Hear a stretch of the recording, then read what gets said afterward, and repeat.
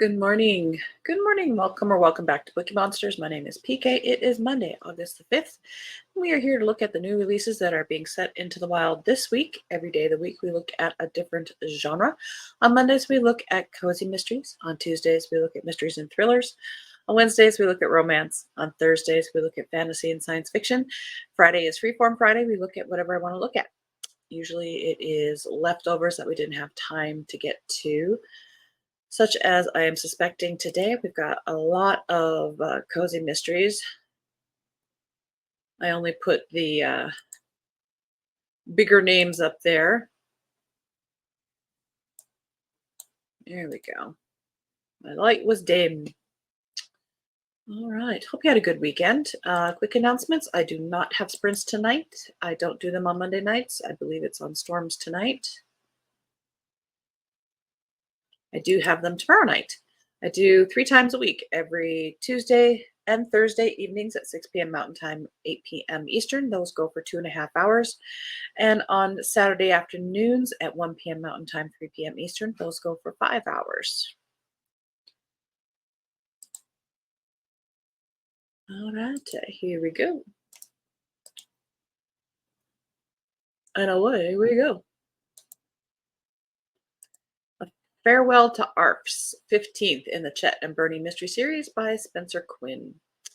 Chet the dog, the most lovable narrator in all of crime fiction, and his human partner, P.I. Bernie Little, are on to a new case, and this time they're entangled in a web of crime unlike anything they've ever seen before. Their elderly next-door neighbor, Mr. Parsons, thought he was doing the right thing by loaning his ne'er-do-well son Billy some money to help get himself settled.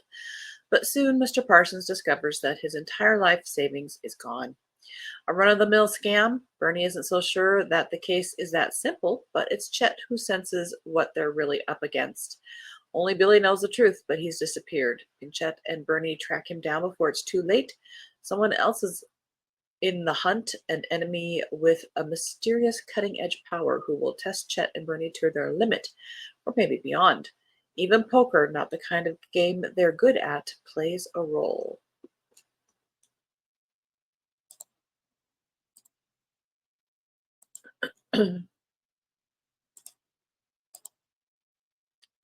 Lucy Burdett has a new one.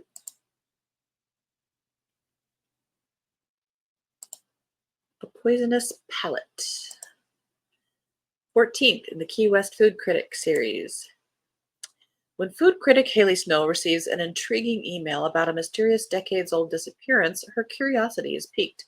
Writer Catherine Davitt has returned to the Keys to research a book about Hemingway's wives, but she's also on the hunt for the truth about her missing friend. Haley quickly agrees to help investigate, and they hit the road to see what clues they might find. Back in the late 1970s, Catherine and her friend Veronica were part of a group of lost souls camping in the mangroves of Big Pine Key until Veronica vanished and the sheriff's office cleared out the camp. Catherine and Haley begin interviewing Big Pine Key residents who were around at the time of Veronica's disappearance, but uncover more questions than answers. Catherine and Haley stop to speak with a motel owner who frequented the fringes of the commune, but they find him stabbed to death. Then Catherine also goes missing, and signs point to a connection between the old case and the new murder. It's up to Haley to unravel the knot of secrets and lies before time runs out. I feel like my ears plugged. Donna Andrews has a new one in her long-running series. 35th in the Meg Winslow series, Between a Flock and a Hard Place. Good morning, Kim. Good morning, Mary. Happy Monday. I'm excited to have my daughter visiting me this week, so I may not catch every broadcast. Oh, that's wonderful. That's going to be a very good visit. And Mary says hello to Kim. Hope you're doing well today. Hope you guys had a good weekend.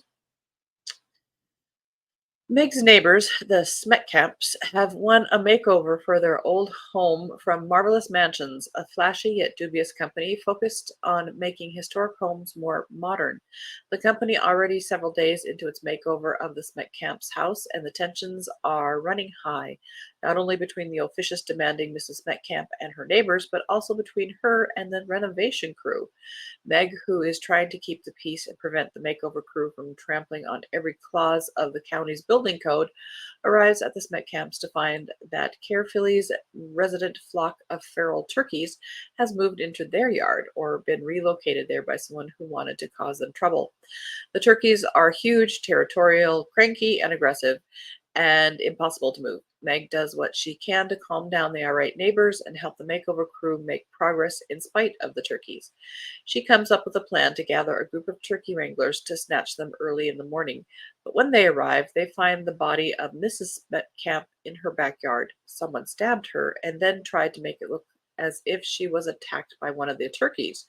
But Meg, the chief, and sheriff are not fooled. Together, they must figure out what really happened to Mrs. Metcalf and what to do with all these turkeys.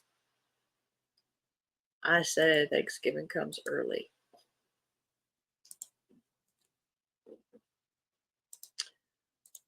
Booked on Murder by Allison Brooke, eighth in a haunted library mystery. Carrie Singleton is ready to kiss the single life goodbye. Her wedding to Dylan Avery is just a few weeks away, and a happy ending is about to be hers. But when a body is found on the lawn of their wedding venue, happily ever after is looking deadlier than ever. The victim turns out to be Billy Carpenter, a young man recently released from prison after serving time for a bank robbery. The stolen money he'd buried is gone, and Carrie and the police suspect Billy's two alleged co-conspirators, his friends Luke Rizzo and Tino Valdez. But then Luke is murdered, and Tino is nowhere to be found. With no leads and only a week to go before her big day, Carrie is on the hunt for clues. She hopes to wrap up this investigation with a neat bow before she and Dylan tie the knot. Carrie has something old, something new, and something borrowed ready for her walk down the aisle. Now she needs to find the killer without becoming the something blue. That was kind of a tacky last line.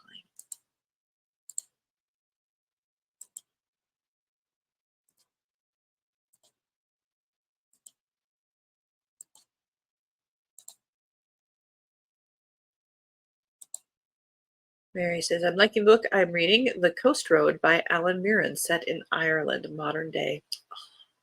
And you've been there, so you know. Kim, I'm good, Mary. Hope you are too. Heading to my daddy's Thursday 6-hour drive. Oof.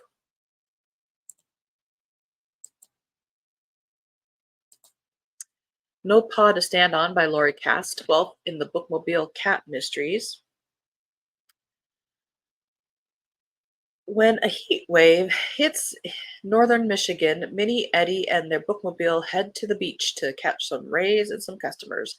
But library business is put on hold when Minnie's restaurant owning best friend Kristen calls. The specialty ice cream cone treat she's been serving to patrons was sabotaged, making some customers horribly sick. Kristen needs Minnie to sniff out the culprit fast, or the restaurant's reputation will be destroyed forever. Minnie and Eddie are hot on the tail of the suspect when an employee from another restaurant is found dead.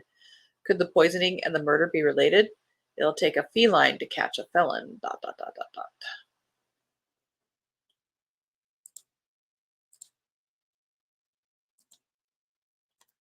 Laura Childs has a new one.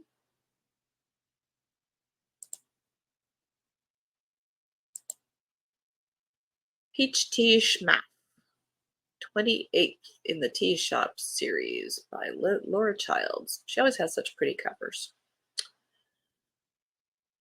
Murder at an Alice in Wonderland themed event threatens to send Theodosia Browning through the looking glass.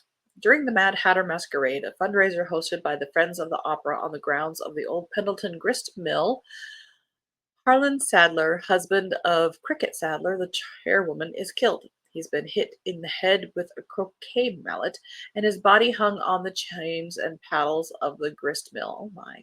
Nobody can figure out why, since Harlan was much beloved by everyone. It's only after Cricket and Delane beg Theodosia to investigate that she realizes the killer might have mistaken Harlan for his crazy son Duke. After all, Duke is a slumlord and recently injured a woman in a boating accident. Includes delicious recipes and tea time tips.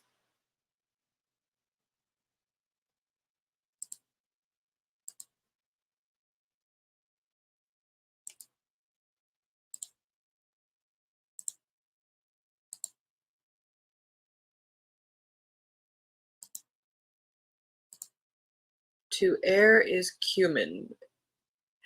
Eighth in the Spice Shop Mysteries by Leslie Budowitz. I think she lives in Montana. Wow, went through coffee fast. One person's treasure is another's trash.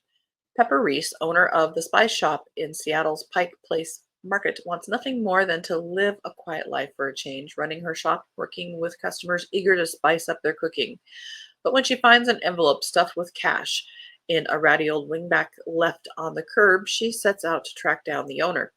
Pepper soon concludes that the chair and its stash may belong to young Talia Cook, new in town and nowhere to be seen. Boz Bosworth, an unemployed chef Pepper's tangled with in the past, shows up looking for the young woman, but Pepper refuses to help him search. When Boz is found floating in the ship canal, only a few blocks from Talia's apartment, free furniture no longer seems like such a bargain. On the hunt for Talia, Pepper discovers a web of connections threatening to ensnare her best customer. The more she probes, the harder it is to tell who's part of an unsavory scheme of corruption and who might be the next victim. Between her quest for an elusive herb, helping her parents remodel their new house, and setting up the Spice Shop's first cooking class, Pepper's got a full plate.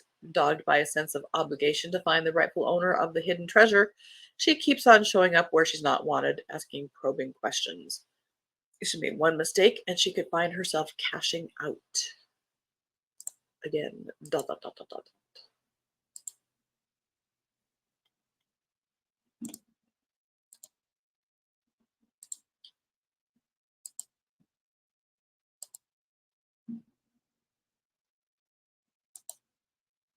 Mary has been eating a lot of fresh peaches this season, but not tea. May have to try this one out though. Like Laura Childs. Yes. Mary Kim, safe travels. What state does your dad live in? And Kim says, so many of these series I started years ago and have no idea what I've read and what I haven't. I get you. Absolutely. Mary, he lives in Florida. Yeah, book I'm reading right now is one I read 20 years ago. And I don't remember it, of course, very much of it. And now there's like 18 books in the series. And so I'm rereading it. Reading Between the Lies by Lynn Cahoon, fourth in a Survivor's Book Club mystery. Bookshop owner Rarity Cole is living her best life after surviving cancer, hosting book clubs, classes, and parties at her store The Next Chapter, and giving back to her community in Sedona, Arizona. But an awkward outing to an art gallery is about to add a dark slant to the picture. Rarity is grateful for many things and people in her new life, including her friend Shirley, who is helping to provide backpacks and supplies for kids going back to school. But Shirley needs a big favor. With her husband in a memory care home, she wants to attend an art opening with a male friend but fears local gossip. She asks Rarity, her friend Sam, and their boyfriends to come along as cover. It would be fun if not for the fact that the two couples are barely speaking. The evening proceeds without any social disasters, but the gallery owner, who struck Rarity as more of a spoiled playboy, is later found dead with an arrow in his back.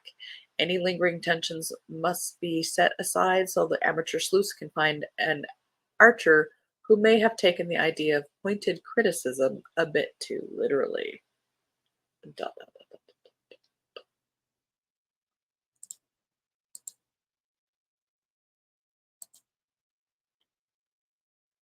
Spanish Diplomat's Secret by Nev March, third in Captain Jim and Lady Diana Mysteries. Captain Jim Agnotri and his wife, Lady Diana Framji, are embarking to England in the summer of 1894. Jim is hopeful the cruise will help Diana open up to him. Something is troubling her, and Jim is concerned. On their first evening, Jim meets an intriguing Spaniard, a fellow soldier with whom he finds an instant kinship. But within 24 hours, Don Juan Nepomuceno is murdered, his body discovered shortly after he asks rather urgently to see Jim. When the captain discovers that Jim is an investigator, he pleads with Jim to find the killer before they dock in Liverpool in 6 days, or there could be international consequences. Aboard the beleaguered luxury liner are 1,000 suspects, but no witnesses to the locked cabin crime. Jim would prefer to keep Diana safely out of his investigation, but he's doubled over seasick. Plus, Jim knows Diana can navigate the high society world of the ship's first class passengers in ways he cannot. Together, using the tricks gleaned from their favorite fictional sleuth Sherlock Holmes, Jim and Diana must learn why one man's life came to a murderous end.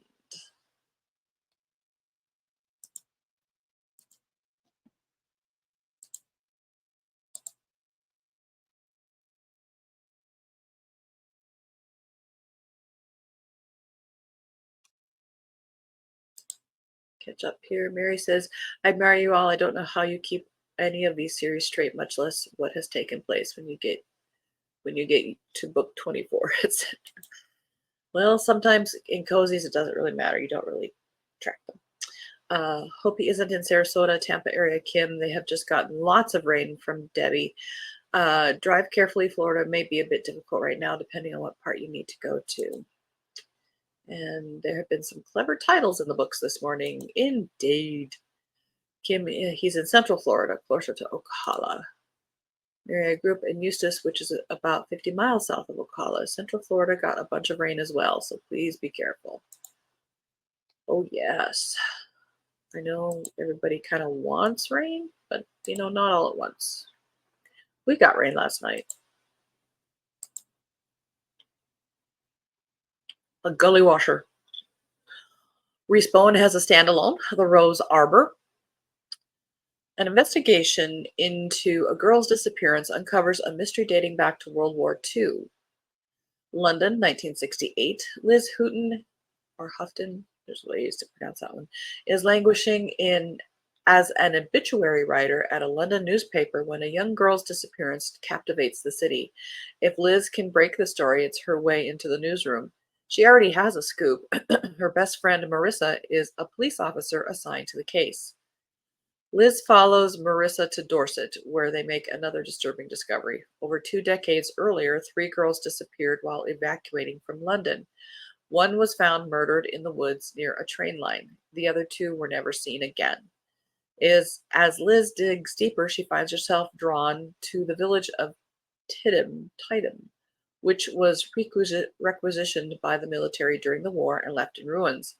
After all these years, what could possibly link the missing girls to this abandoned village? And why does a place Liz has never seen before seem so strangely familiar?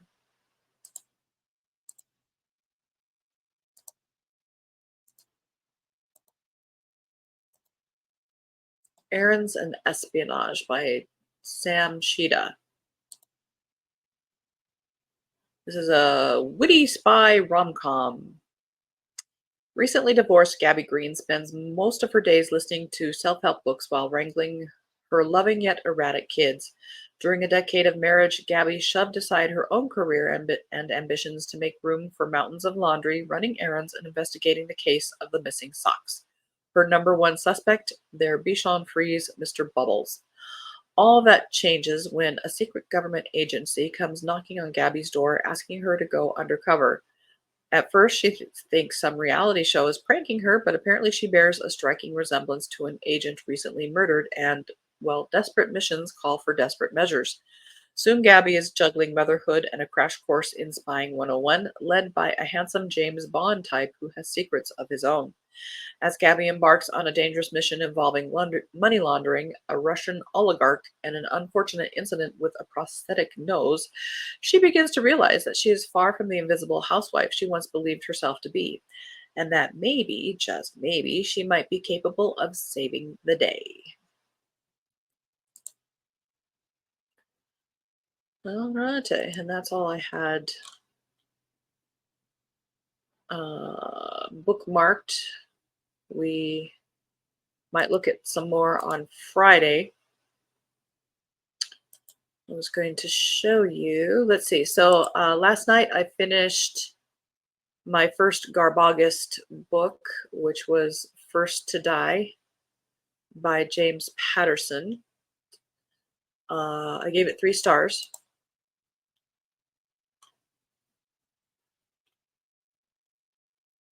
Did I just lose it? I did just lose it. Operator error. There we go.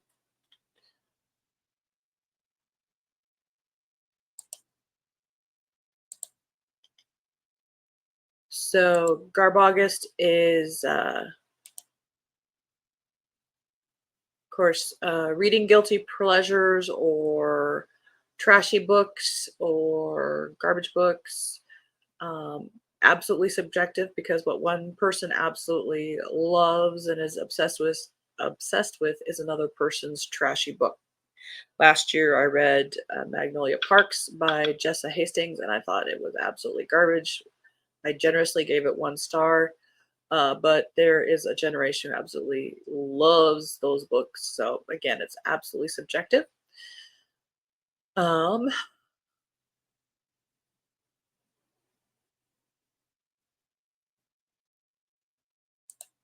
Kim said he's in Summerfield, about 5 miles north of the villages. We have a drought emergency here where I live in Virginia. The farmers are able to apply for help because they are losing their crops due to no rain. Hoping for some dregs from Debbie. Indeed. Yeah, Montana's been in drought for many years. So I finished First to Die by James Patterson. These are my options I have bookmarked as possible. So I might read this Magic's Mantle by Bruce Centaur next, maybe. It is a lit RPG kind of book.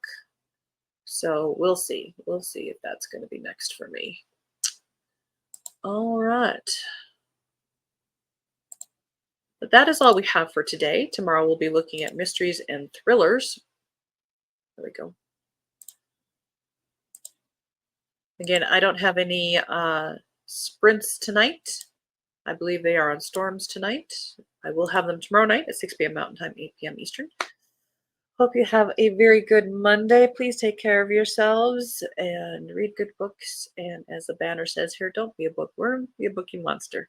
Have a good day and God bless. Ah, there you go. You could binge on some Nancy Drew.